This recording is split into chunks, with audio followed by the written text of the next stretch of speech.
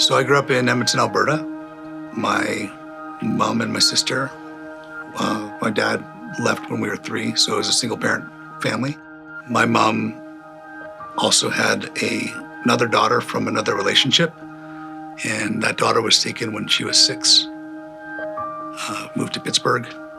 My mom tried to get her back for years, but wasn't able to, and so because of that, we lived a very secluded life. We weren't allowed to go out, have friends, have parties. We also didn't have money. We were very, very broke.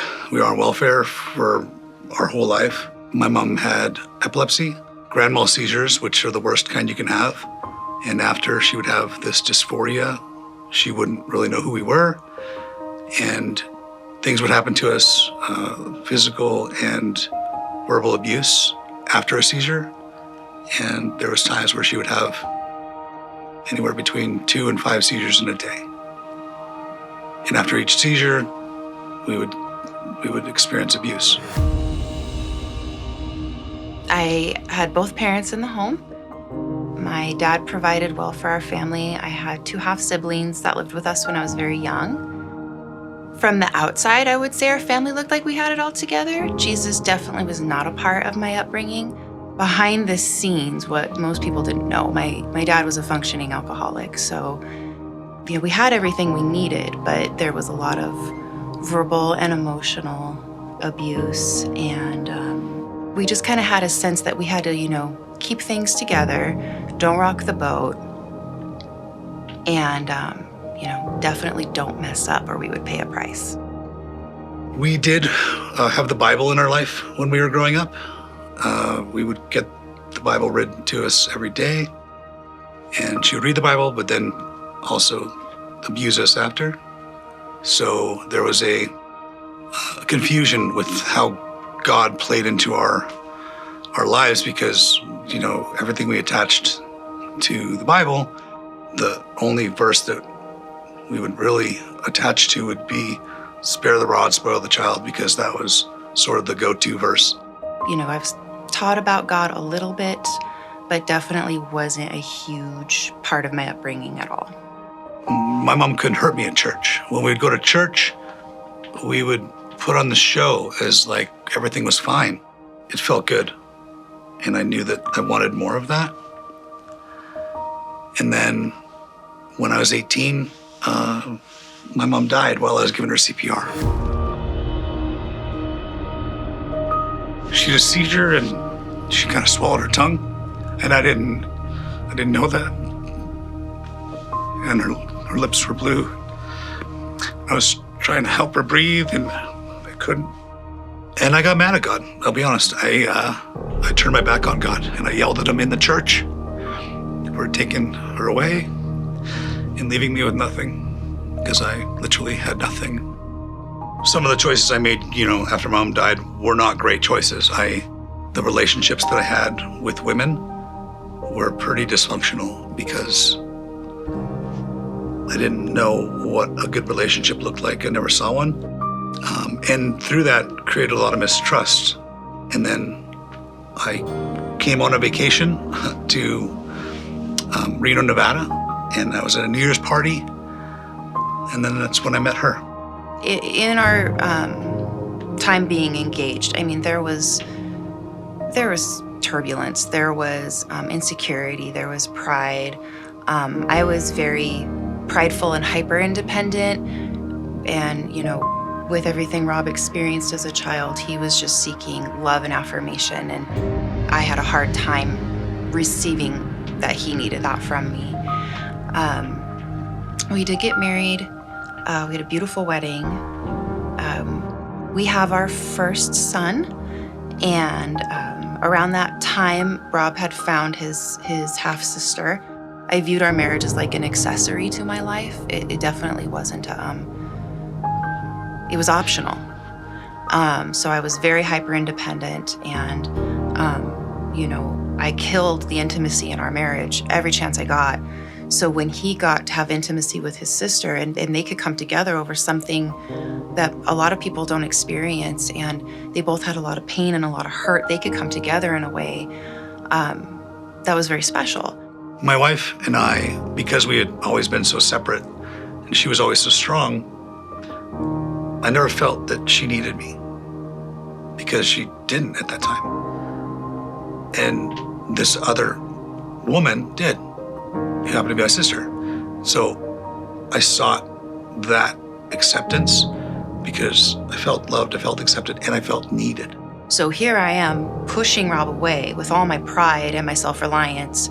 And then when I see him have an intimate relationship with his sister, I really want that, but I don't know how to have it. And I've been pushing it away the entire time we've been together.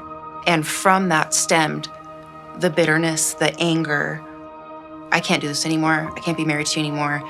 I felt abandoned when we had our child. I felt like he abandoned me for her, and that he was placing priority for his sister and her needs over my needs and our baby's needs. It just all came crashing down, and I was like, I can't, I'm just too mad. I can't get over this. I had gone through my wife's phone, and I saw some messages that I probably shouldn't have read. It just made me feel less valuable as a person. And I was losing my job at the same time. Someone had stole a bunch of things from my store, and I was managing 2 stores. And I was being questioned as if I did it, and I didn't do it. And so I'm losing my job, and all I can picture is my childhood creeping back up on me and ruining my life. So I went home. Her mom had been visiting. I decided to reread the messages that I had seen over and over again. And then I kissed my son on the head, and he was going to see his mom at work. And I said, "Take care of your mom. I love you." And then I grabbed my gun and I sat in the shower. And I said, "God, if this isn't what you want from me, then something should probably happen right now." I put the gun in my mouth and I went to pull the trigger. And at that same moment, my older sister, half-sister, called me on FaceTime. I stared at the phone, debating whether or not I was going to continue squeezing or answer the phone. And so I answered the phone, and I was crying. And my sister said, "What is going on? Why?" I just felt I had to call you. Why? What is happening? And then I flipped the camera, and I showed her the gun on the shower floor. And she said, "Please don't do this."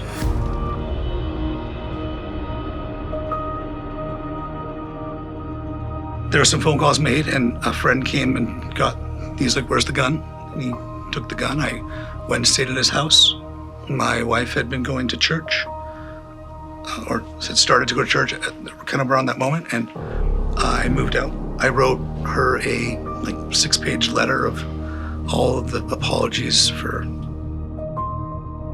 not being there, and I just gave her the validation she'd been seeking, because she was feeling these resentments and hurt, and I knew that I didn't own up to it. So when he came back from Pittsburgh, he says, can I go to church with you? And I'm still thinking, in my pride, like, fine, what good is that gonna do? Yeah, you can come with me. But I still was not feeling it at all. So we go to church, and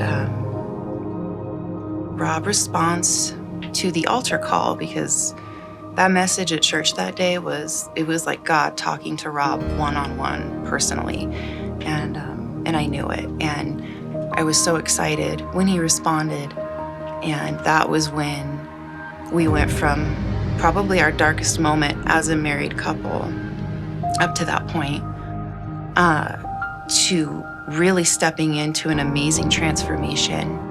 So we got plugged into the church pretty quickly. I started serving on the production team, and my wife was serving on the prayer team.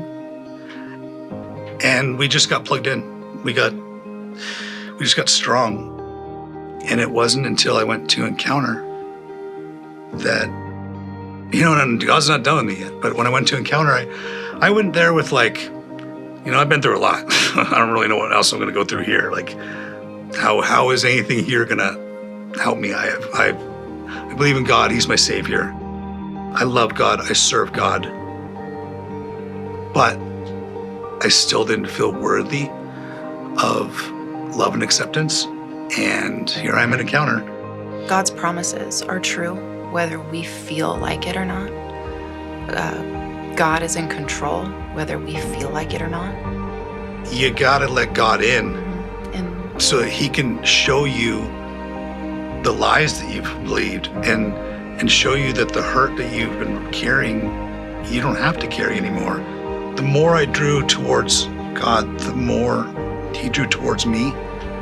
And there's still moments when I need to get on my knees and pray, and and pride kicks in. I need to work on that. And I'm still gonna work on that. And me and God are, we got this thing going here.